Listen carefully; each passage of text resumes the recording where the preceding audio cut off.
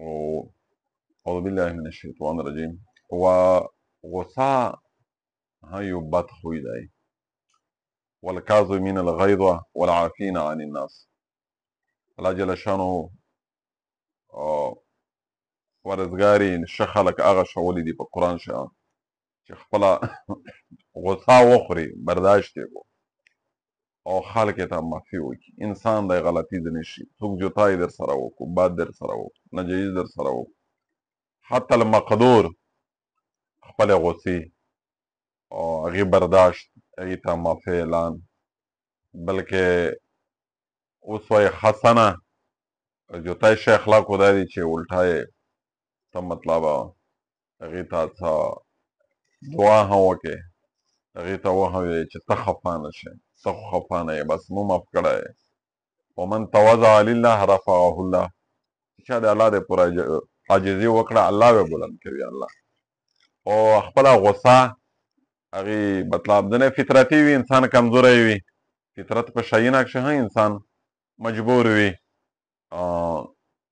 غصه کول کښې، نو هغه بیماري ورته وایي عصبي یا فطرتي. او ځینې خلک یې د کبر په بنیاد کې او دې خلک یې د پوره قرآن ډېر ښه ښه اصول یې ایښي دي احادیث کښې.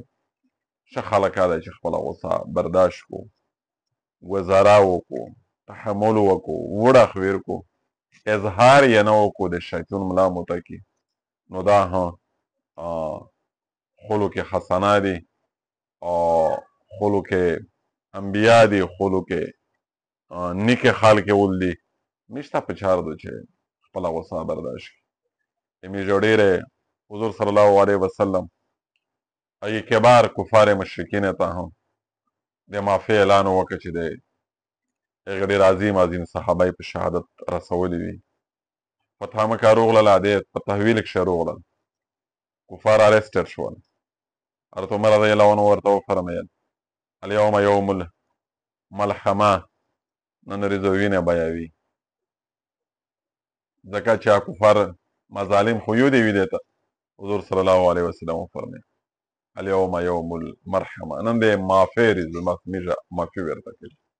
خو ظاهره خبره ده د هغې معافي ډېر ښه نتیجه وه، ډېر ښه ریزلټ یې و.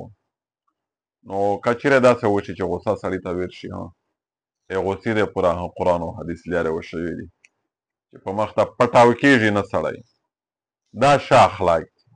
اگر چې خپل باد حد پوره خپل باد په بدل کښې دومره بد کول چې څومره در سره شوي، تو شرعي حق دی چې هغه تېره کولی شي، خو بیا معافي کول، خپل باد تر څټ اچول او د الله د پوره معاف کول، دا ډېره عظیمه درجه ده.